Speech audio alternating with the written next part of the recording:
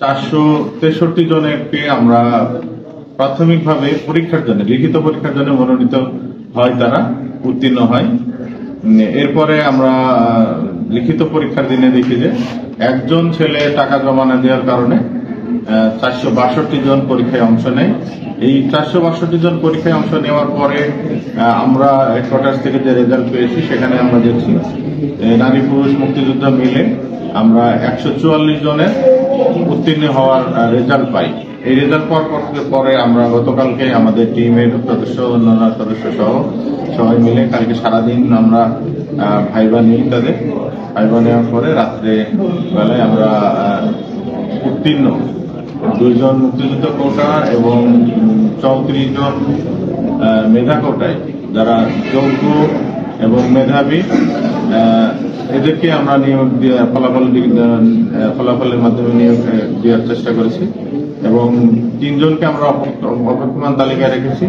এই নিয়োগটাই তারা তাদের যে খরচ, সরকারি খরচ বলতে আমরা 120 টাকার মাধ্যমে তারা এই চাকরিটা পেয়েছে। 120 টাকায় পুলিশের চাকরি পেলেন 36 তরুণ তরুণী। লালমনিরহাটে কোনো ধরনের সুপারিশ ও হয়রানি ছাড়াই মেধার ভিত্তিতে 120 টাকায় পুলিশে চাকরি পেলেন 36 জন।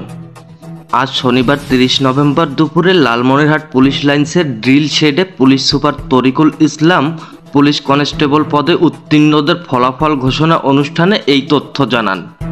মৌখিক পরীক্ষা গ্রহণ শেষে পুলিশ লাইন্সের ড্রিল শেডে এ নিয়োগ পরীক্ষার চূড়ান্ত ফলাফল প্রকাশ ও সংবর্ধনা অনুষ্ঠানের আয়োজন করা হয়।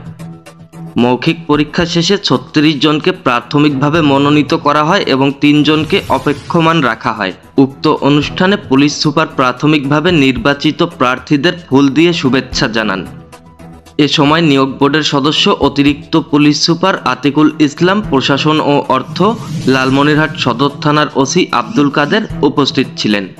মেধা ও যোগ্যতার ভিত্তিতে অত্যন্ত স্বচ্ছতার মাধ্যমে নিয়োগ পাওয়ায় তাদের মধ্যে অনেকেই আবেগপ্রবণ হয়ে পড়েছেন।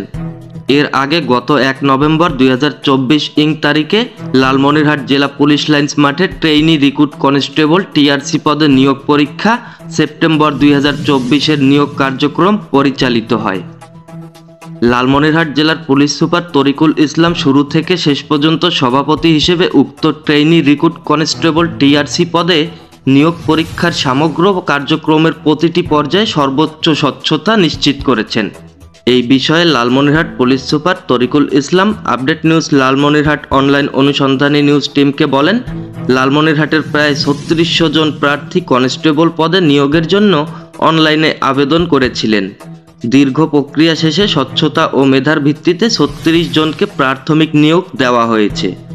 মেধা কোটা ব্যতীত অন্য কোনো কোটার প্রার্থী লিখিত পরীক্ষায় কৃতকার্য হয়নি। আমি আশা করছি নির্বাচিত এসব প্রার্থীরাও কোনো প্রকার অনিয়ম দুর্নীতির আশ্রয় না নিয়ে নিঃস্বার্থভাবে দেশ ও দেশের মানুষের জন্য নিজেকে বিলিয়ে দেবে। Anisul Islam Rajib, update news, online desk, Lalmonirhat.